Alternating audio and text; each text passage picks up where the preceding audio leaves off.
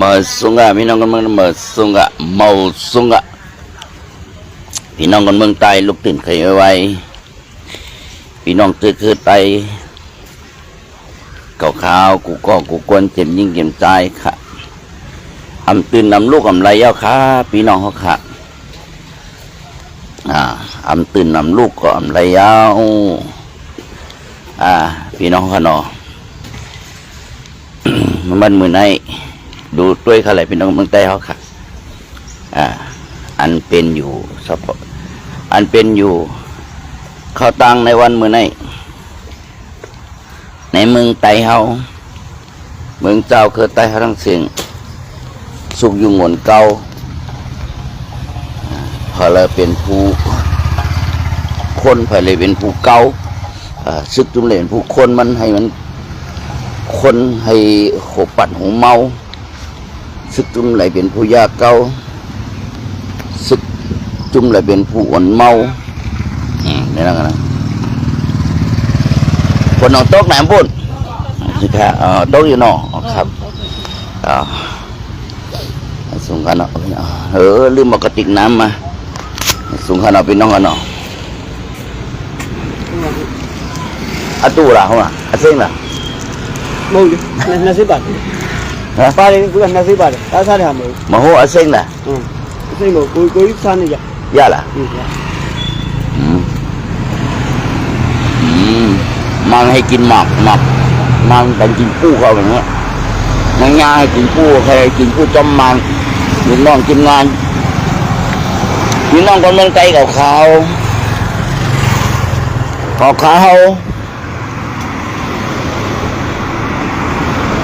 ยอมรับอยู่เฉยๆว่า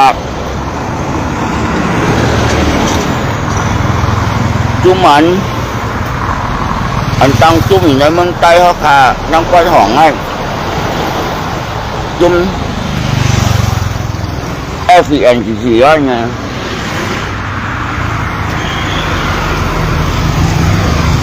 จุ่ม SVNCC นั่นไหนพี่น้องเขาค่ะ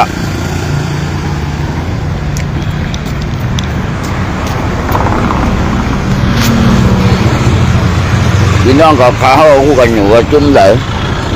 อันในลองพ่อมหมก่อดังจุ่มบ้านห้องอันว่าอันโหนั่นไหนเป็นข้าตั้งมาหลายปีก่อนกายามราว่าจุ่มจะจุ่มบ้านห้องเฮ็ดที่สั่งมันไต้เฮาจุ่มจะจุ่มบ้านห้องเฮ็ดที่สั่งเป็นแผ่นดินไต้เฮาจุ่มจะจุ่มบ้านห้องเฮ็ดที่สั่งมันคือเฮาจุ่มจะจุ่มบ้านห้องเฮ็ดที่สั่งnơiหินเมืองใต้เฮาแต่เหนือดินเมืองใต้เฮาเหนือลอยในหวยในลอยเป็นเฮาเนี่ยก็ขายำลายรอทั้งนั้นพี่น้องเขาค่ะพอมาตัวถ้าถางตัวในเจ็ดจุ่มข้าวตังเจ็ดจุ่มของปอทองอันว่าอ่อนโหโทนาการเมืองในสั่งการซึกเลยสั่งอันมีจุ่มใต้เฮาจุ่มหนึ่ง เขาห่มปลาอันเขาชื่อว่า SP ปากิไม่สูงวันห้ามมาไปปากิไม่สูงวันให้นั่นเองเขาตั้งโกตังมาก็หลายปีอันว่าอ่อนหัวโทนาในเจ็ดจุ่มนั่นตาดีดึกๆปื้ดยื้ออัจฉริยะมันโอ้จำเส้นตั้งอันมันได้ว่านั่นจะได้อ่อนหัวการซึกว่านั่นจะได้อ่อนหัวการตึกลุกพื้นคืนอันเป็นอาจารยะอันอ่ำเตี้ยหวังอันยึดอำนาจเจ้าผ้าเขาขามือปานมือกุปอกไว้กำบาบอกสองนั้นมาขีนี้เดี๋ยวเช่นนั้นกาไหลอุปึ่งพองงามเป็นเจ้าอันหนาเย้าช่อมขีเน็กเด็กเต็งพี่น้องเจ้าคือกูเจ้าคือไรหกทุบเพพี่น้องเจ้าคือกูเจ้าคือไรหกทุบเพแสนสะเพหมื่นแสนมาเพียสั่งพี่น้องเขาก็หูจักพี่น้องเขาก็เลยเนี่ยจิ้มตัวอ่ะมันชมมันเจมมันหวานเห็นไหมตัวยาเฮ็ดมันคือไตฮักคือต่อหันยามเดี๋ยวในนี่ได้เขาจือว่าโพดขอดพอด ปาติสมิตรอภัยจุ่มพรมโฮมอะไรทั้งเป็นตับซึกพรมโฮมกันในทางนี้การพรมโฮมกันนั่นหนึ่งจับจุ่มในสังจังได้มาเป็นสองจับจุ่มสามจับจุ่มมาโฮมกันจังไงว่าลองพรมโฮมกันโอ้พรมโฮมมันยาวในโบราณสีการพรมโฮมนั้นมันทำนี่สั่งหลายเจ็ดจุ่มนะพี่น้องเจ็ดจุ่มโอเคจนยินจมแต่พี่น้องในเจ็ดจุ่มนั่นลองพรมโฮมกันนั่นหัวคอพรมโฮมนั้นมันมีสั่งหลายกะขังก็1 ถึง 10ในข้าวตังพรมโฮมมาข้าวตังหลายปีเช็ดอีสั่งหลายพอน้ำพอตัวอะไรจึงหืออันว่าอันโหดนั่นแล้วก็ในข้าวตังเจ็ดจุ่มนั่นเดี๋ยวว่าอ่อนหูต่อตัวอาสาค่านั่นก็มีอาสากมัน5เหมือนอาเซียนสมิตเขาว่าอาเซียนในเขาพูดกันในสมิตอาเซียนสมิตในเขาพูดกัน4 ปี1 ปอกในคืนวันเมืองเนี่ยก็เป็นมานก็เป็นลาวก็เป็นไทยเนี่ยก็เป็นสิงคโปร์เนี่ยในเจ็ดจุดปอดของในการทำนี้ปกติจึงหือลองพรมโฮมอันว่าอันโหโทนาในเมืองใต้เห็นหมดเลยนะแล้วใต้เขาทำอันเขาห่มปลานั่นแล้วเขาตั้งหลายปียกตัวดังหลังขึ้นอันเขายางมาป่นมานั่นเขาไปตั้งมาคือก็คือโอนเอาไหนเขาเลยสั่งไว้หลายๆยกตัวขึ้นของโกดังหลังเขามือเขาไปพรมโฮมมือเขาไปเขาเจ็ดจุ่มนั่นเขายังเป็นจังหืออยู่คนเมืองเขาเป็นจังหืออยู่เมืองใต้เขาเป็นจังหืออยู่ก็ใต้เป็นจังหืออยู่ไหนก็ได้เขาเลยเขาพรมโฮมขอดพอดในเจ็ดจุ่มนั่นแล้วเขามัดทัดสั่งไปทางเขาตั้งหลายปีเมืองใต้เขาเลยสั่งเคอเก่าเลยสั่งเนื้อเลยเก่าเลยสั่งเนี่ยยักษ์เลยดังขึ้นของก่อยมาแจกเรื่องเงินขึ้น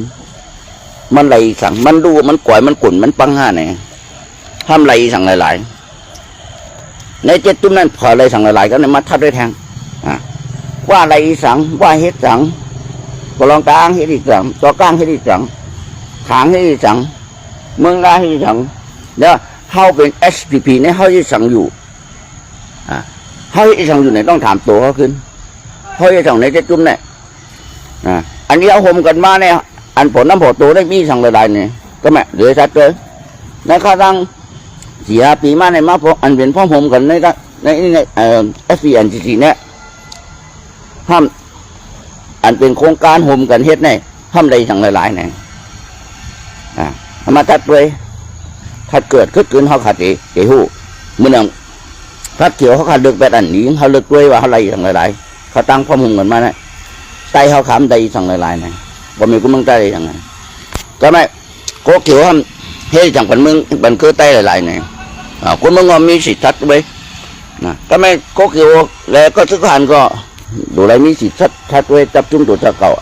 อันเจ้าบางพ่ออ่อนหัวใจช่วยอ่อนหัวเขากุมาดีเขาเนี่ยอ่อนหัวโทนาอยู่ปะไตว่าอ่อนหัวในการเหตุการเมืองการซึกอยู่ในเขาทำติ๊กเผาตั้งจุ่มจะจุ่มมาเย้าเป้าหมายหมายเลข 1ฆ่าศึกในความไทยศัตรูเป็นน้องเนาะว่าเขียนดวงเขานั่นเป็นไผ่นะ1เป็นมารเขาจำได้ว่า1ได้เขาว่าเป็นมารแล้วบลองว่าเป็นมารตั้งว่าเป็นมารขางว่าเป็นมารSCP ก็ว่าเป็นมารว่าก็ว่าเป็นมารก็มาชัดเลยชัดในจุ่มเขากับเจ็ดจุ่มเนี่ยแต่ก็ถึงมารหลายมันเป็นยันถูเขาใครทำก็ถึงมารใครกอดข้อมารใครจับมือมารใครอินเรื่องมารหรือต่างก่อนเขามาชัดกันในแทงเดี๋ยวเขาชัดเลยจุ่มมันชัดเลยนะพี่น้องเขานะเพื่อนเจ้าหน้าพี่น้องกันมันได้เขาที่ไรหัวอันเฮ็ดมาถ้าก่อนพ้นขึ้นไปหลังมาต่อถึงห้านย่ามเดือนนั่นเองลองประมมของST แต่เจ็ดจุ่มนั่นมีพรดีจังเหนือเมืองใต้เขาเฮ็ดไทยเมืองใต้เขาขาดูเดี๋ยวขนปังพันอยู่พอดห้องมือเดียวในนั่นแหละพี่น้องก็เพื่อทางไหนเอามาทัดตัวกันเลยอันเป็นหัวหน้าหลวงว่าก็ในพังในเตือนคือคนในเมืองหงตุ่มคือคนในปอดห้องเขาในใจสุขสักก็จะอุ่นยุ่งอุ่นเก้าเนี่ยทำนี้สัมปาเป็นเฮ็ด อยู่ตั้งหลังตบคนนั้นคบคนนั้นอยู่ตั้งหลังตับจุ่มคนนั้นอีใส่สร้างปัญหาขึ้นมาเป็นว่าเต่าให้น้ำโอนเฮ็ดให้น้ำขุ่นย่องงมป่าจอมมันเนี่ยอันนี้ก็เปลี่ยนลายแผนการซื้อว่าพี่น้องเขาค่ะนะการมาทัดด้วยในเจจุ่มในไผ่เฮ็ดจุ่มในเจจุ่มในเฮ็ดสั่งปันอันเป็นการตาการปล่อยสีเจจุ่มเนี่ยเฮ็ดสั่งได้หลายๆก็ข้างหน้าสองมีว่าอ่อนโหดว่าอ่อนโหดเจจุ่มยืมมันดีใดถ้าตัวรู้นี่รู้เป็นยังไงค่ะเหมือนเมื่อเลยนั่นก็นี่รู้นี่แต่สามจุ่มขดพอดกันแฮอ่อนโหดทุกนายยืมมันรู้นี่เตียนอะไรก็ก้างไงสุกวนเมืองไหนห่มมือไหนยืมมันรู้ว่าทำหนาว่าทำแก่เก็บมันรู้ว่าทำกอดข้อมันมัดทัดแหลกขึ้นเข้ามาลุกพื้นเอามาว่าปลาสุดที่ในลุกพื้นมันใจเมียวมันลุกอย่างวันนี้พอดีหู้โตกันกูก็คนเหตุการณ์เมืองกันจะจ่ายกันมึงคนเหตุการณ์ไปบางไม่ได้เขาปึงอิงจับจุ่มมันใหญ่ๆนะเขาดีกว่าง่ายมาง่ายไปรวมไหนนะอันนั้นได้หมันแมนค่ะมันหลังโคเขียวปึงว่าเขาดีกว่าง่ายไปง่ายมาง่ายเขาบอกว่าอะไรมันเขาก็อีกอย่างยุดกันว่ามุมกัน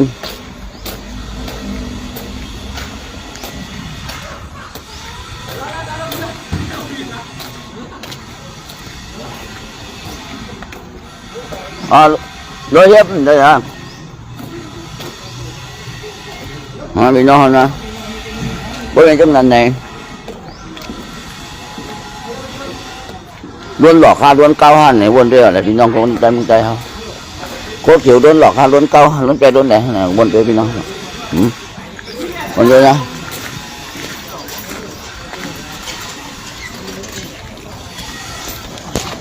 helloเดี๋ยวไปจัดของเตรียมของไว้ไปนั่ง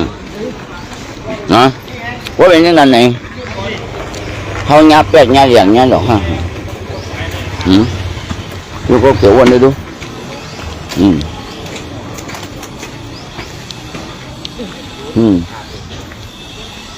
จัดได้ดีจัดของพวกเนี้ยพาลงพาเหรียญเนี้ยจัดได้ดีให้มันยกได้เดี๋ยวคลิปเนี่ยเดี๋ยวรถเทียบมาแล้วเราไม่ต้องขึ้นไปแล้วเราตัดแถวนี้แหละทำได้นี่นะcó cái anh nhớ tụi mình đấy nha dọn nha đèn nha câu thảm khương thảm khương tụi cho cậu thảm khương tập trung tụi cho cậu còn mà chỉ đang xem thảm chung thuốc chỗ này nha pet nha đèn nha câu ha ngày bên này hết trái ha xong ăn chay ta chứcความหอมเจ็ดจุ่มแต่ยืมมันทำจะมายืมโคไลอันนี้ก็มันใจเมียวมันรู้น้องพี่ตัวรู้โคไลมันเลยล้ำดื้อเลยไปล้ำปื้ดยื้อเขามันเลี้ยวนะเขาเลยซอกเลยโตล้ำดื้อปื้ดยื้อก็เปิดแต่เดี๋ยวเพียงมวยแวดกำลังชุดมามันอุ่นแวดโคเขียวก็ง่ายๆลมๆมันนั่นก็ขยามได้ด้วยว่ามันเหมือนไก่ขังไว้อยู่แล้วพวกเกี่ยวมันไก่เนี่ยขังไว้เพราะว่าพยายามเฮ็ดมาหลายตัวรู้ฝั่งข้างพยายามเฮ็ดรู้เขาเฮ็ดกลุ่มมันนี่ป้าต้องกินนั่นน่ะเขาหุบจิ้มเลยรู้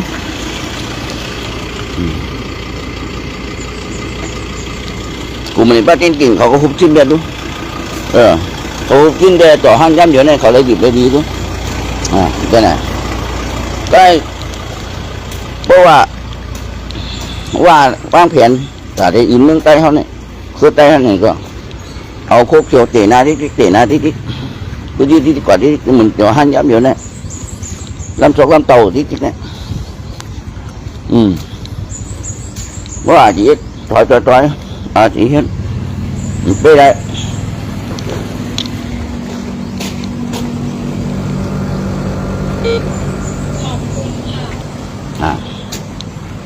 ก็ไม่เหลืออะไรล่ะ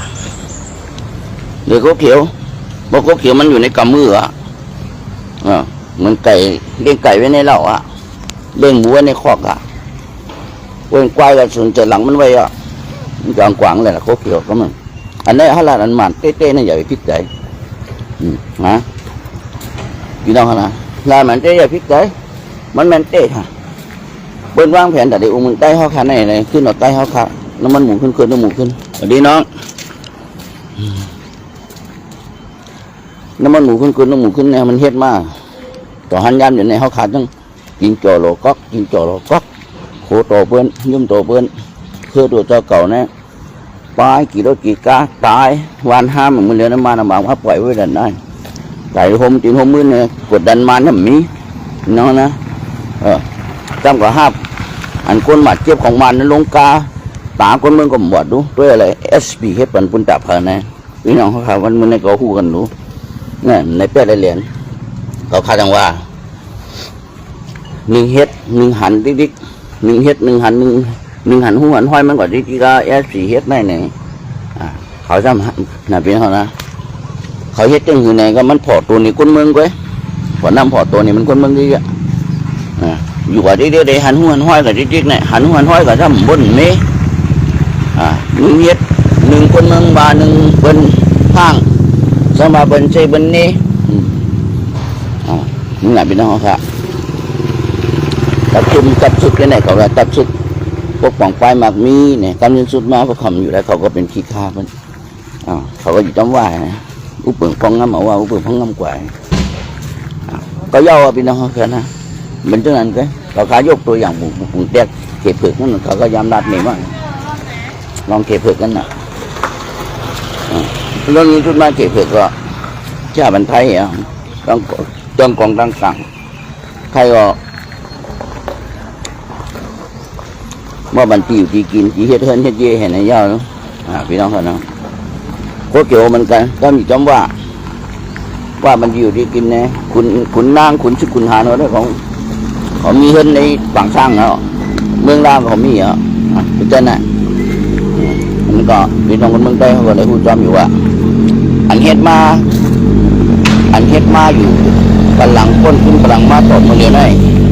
โคเจียวงาเป็ดงาหยอกงาเหรียญ5ในบนเอาขนมบันหยอกเป็นวันองศาที่นี่นะอันไรเป็นน้ำเมนโตนึงอันได้ไม่ดีไหลโคเจียวเฮ็ดหมดแล้วนะพี่น้องเขาค่ะแล้วจุกมือขาโดนเจ้าเก่าเช่นวันนะทำหลบปึ้งยิงว่าหลบปึ้งยิงไผ่ไม่รู้พี่น้องเขาค่ะพี่น้องซื้อโคเจียวเฮ็ดเหมือนนี่อันนี้เขาขายวนเมฆทะเลเขาขายวันไหนเขาขายในเต้นนี่ก็เขาขายสุดจะวนเมฆนี่โปวนเมฆนั่นมันเต็มเป็นเพคนเมืองโปวนเมฆนั่นที่เป็นคนที่เป็นคนเมืองใต้เขาจะเกิดใต้เขาเปลี่ยนดินใต้เขาเนี่ยก็เบื่อสุดโตเป็นทิศใต้เขาอยู่เนี่ยที่เจนเลยนะมันเป็นจังนั้นที่น้องกำลังใต้เขาขนาดที่โคเขียวเป็นทิศเมืองใต้อยู่เขาขนาดสุดจำเหตุการณ์มันก็ใต้เขาสุดจำเหตุการณ์เมืองใต้เขาเนี่ยเขาขนาดจังนั้นเขาขนาดนี่สุดโตสุดยอดก็ทำยังตียังตันยังทำเฮ็ดกว่าเขาป่องกว่ากระเป็นเฮ็ดให้วันเมืองลูกนี่แหละปอดห้องเป็นหิวเป็นพิษเป็นไข้มันเดี๋ยวในก็เข้าในหัวใจสุดเจ้าห้าเข้าในเลือดสุดเจ้าห้าในเขาใครสุดเจ้าเปลี่ยนไปวนขึ้นความใจมันต้องมาทบทวนสิ่งที่ได้ลงมือทำและภาคปฏิบัติในทฤษฎีต้องวัดผลประเมินความใจมันต้องวัดผลประเมินดูว่าขาดทุนมีกำไรอย่างไรได้อะไรบ้างอดีตปัจจุบันอนาคตจะวางแผนอนาคตตั้งนานที่คิดยิ่งกว่าเมืองใต้เขาในดีอยู่ตรงไหนที่ข้างถ้ามาเมืองใต้เขาก็มาปกอลามเมืองเกียวเลี้ยงหรือกาเลี้ยงหน่อยตั้งอันเอาเส้นตาเส้นกลางนั่นที่ไหนก็เขียวอันเอาอลามจอมผิวใต้เขานั่นปักเหนือกาแห่งเลี้ยงหน่อยตั้งนั่นว่าเขาไรอันไหนนั่นหรือว่าก็เอาจอมผิวว่ามาปักเป็นแนววิ่งเลี้ยงจอมตั้งในพื้นที่เมืองใต้ในพื้นที่ SPU ลองมันก็ปักจอมผิวเว้นเขากลางก็ปักจอมผิวเว้นผมปองมาหือพี่น้องค่ะคือเขาเขียนปองมาหือเบื้องเราเสาปักลงกว่านั้นเป็นตากระได้มันปักลงกว่านี้มันที่มันโหใจเขาคำเจ็บหนาบหันมันปักจอมผิวเว้นนั้นเบื้องผมว่า เต้ยาวอ่องยาวมันปักจอมจิ๋วนั่นนะเป็นพื้นที่เขาเมืองเขาเป็นนาดินคุ้มกำเขาต้นไม้ต้นตอกเขาคือเต้าคือเขาเนี่ยเพราะจอมจิ๋วอะไรก็ปักที่อะไรก็เปิ้นฟ้องมาซึ่งนั้นเปิ้นมาเป็นหนังดินเปิ้นนะที่คุ้มกำเปิ้นนะอุปถัมภ์เปิ้นนะบ่มแล้วข้างเย่เข้ามาในมาตูของเปิ้นมันเขาอะพี่น้องเขาคณะเปิ้นไว้ซึ่งนั้นในโคเขียวมันจังหือเปิ้นปักจอมจิ๋วเขาก็ปักจอมจิ๋วเป็นปักจอมจิ๋วเขาปักจอมจิ๋วปลอมเมียติ๊กเป๋งบอกว่าหือเขาสั่งตัวแหละพี่น้องเมืองใต้เขาอันนี้เขาขายให้คนเมืองใต้เขาแต่ทัดสั่งปฏิการเมืองเย็นซีเมื่อเรียกนะเย็นซีลูกเมย์เขาก็เลยไปเหมือนกันรู้สวยเมียพี่น้องเขาเลยไปเหมือนกันรู้ปฏิการเมืองหัวเสือเผือกตั้งเสียงนั่นแหละพี่น้องเขาเพราะเขาขาลูกเพราะขาไกวปักกันลูกลองผมไตเขาขาดูเนี่ยมันแตกแยกกันไงพวกข้าเป็นก้อนผมอะไรเป็นกอว่าไหนเองแต่ไม่ได้มากินเน็กเวทเต็กเองเขานั้นเป็นความไรคะพี่น้องเขากันนะอันเฮิรนนั่นไหนจังไรอยู่โฮมมันใดนั่นมันอาโกค่าหลายๆเพียนหลายๆแจ๊บเทมาโฮมกันอันแต่ไหนพี่น้องอ่ะจังไกมุงยาวหลังหนึ่งอะไรจังคนอย่างก็อยู่ไกโฮมมันเป็นเฮิรนพวกข้าแป๊บเดียวก็เป็นเพื่อนไรอยู่ไรเหมือนกันค่ะพี่น้องคนเมืองใต้เขาค่ะพวก SP จุ่มเดียวก็แต่เดเมืองใต้เขาค่ะอยู่ไรค่ะเมืองใต้เขาก็เป็นอยู่ประเทศเพื่อนรุ่มๆเนาะก็เบื่อหังหนึ่งค่าแป๊บค่านั่นอันเป็นมุ่งหลังค่าเท่านั้นมันบอกว่าหนึ่งคนเมืองซึกสังขยาหันพี่น้องเขากันนะอันหลักๆมันมี3เนี้ยคนเมืองซึกสังขยาหันเขาค่ะเนาะอันหลักๆมันพวกเขาขาดจะในพ่อโฮมกันก็เหมือนหลังคาขึ้นนั่นเดียวเขาขาอยู่ใต้โฮมมันก็คนตกแดดไม่มากก็เขาขามีรองที่เครื่องสังใจไหนพี่น้องค่ะพวกSCPเฮ็ดก็เลี้ยวก้อยสนใจพอมีคนเมืองสนใจสังขายอาหารก็เหมือนคาดยับเดียวมูเฮินก็ลงไรอยู่ใต้โฮมมันไรอยู่ใต้ป้องความไต้ป้องกันแดดไรเหมือนกันพี่น้องเขาขาเฮ็ดให้เมืองใต้เขาขาแตกแยกมาเลยนี่ก็เพื่อลองแตกแยกเลยลองหนุนเก้าสู้หนุนเก้ามาเจอเครือใต้เขามาปฏิการเมืองมาซึกแตกแยกกันเลยเฮ็ดให้เพิ่นมาคนเต่าให้น้ำอุ่นให้น้ำใสให้เป็นน้ำใสให้เป็นน้ำขุ่นพี่น้องเราให้เป็นน้ำโอนนี่ค่ะแล้วก็งมป่างมอะไรแล้วเหมือนว่าเนี่ยนะงมดิอะไรเดียวอะไรแทงพี่น้องนะปลาSPงมดิเอามาเดี๋ยวนี้เรามีน้องเขาดูลุงเป็นSPนี่ล้วนหยอกย่าหยอกมันดังปุ่งแตกมันเหมือนวัวอะไรเหมือนควายเขาปุ่งแตกนะเอาโยงในมัดใส่เจือกเสียว1 มัดอะไรพี่น้องมัดใส่เจือกเสียว1 มัดแล้วก็เอาไม้ของยาวๆในเหวมัดใส่ปลายไม้การนี้เอามามัดใส่ลำคอทั้งตูงเนี่ยเลยให้มันหันเยอะกว่าดังหน้าวายของกว่าที่เดียวมันอยู่เลยกินเยอะนั่นเยอะเข้มหนาว่าก็เฮ็ดมันเฮ็ดเหมือนหนังนั้นให้SPเนี่ยหันนะว่าก็เฮ็ดได้กินก็ได้ในกว่าก็ดิเฮ็ดต่อโบตายไปนี่ตั้งใจแต่กินเยอะมัดนั้นต่อโบตายได้กินค่ะปุ่งแตกมันเหมือนจังนั้นเหมือนSPเฮ็ดเหมือนนั้นเฮ็ดที่กับคนเมืองลูกคนเมืองไปคนเมืองตายวันเมืองลูกกลปังติ๊กๆนี่1 เฮ็ด1 ลูกกลปังติ๊กเนี่ยปุ่งแตกมันเป็นจังนั้นค่ะพี่น้องคนเมืองใต้เขาค่ะเนาะวันไม่ได้ก็ขาดแต่น้ำมันก็อะไรจังไรมาทบทวนว่าSPTเขาขาดล้นหลอกกับฮาโยวนโดยขารู้เพราะว่าจังไหนสุดจำวะหรือว่าวางเขาค่ะล้นหลอกเขาอยู่ตั้งลองโง่คู่ค่ะการเมืองการซึกเนี่ยนะคะนะ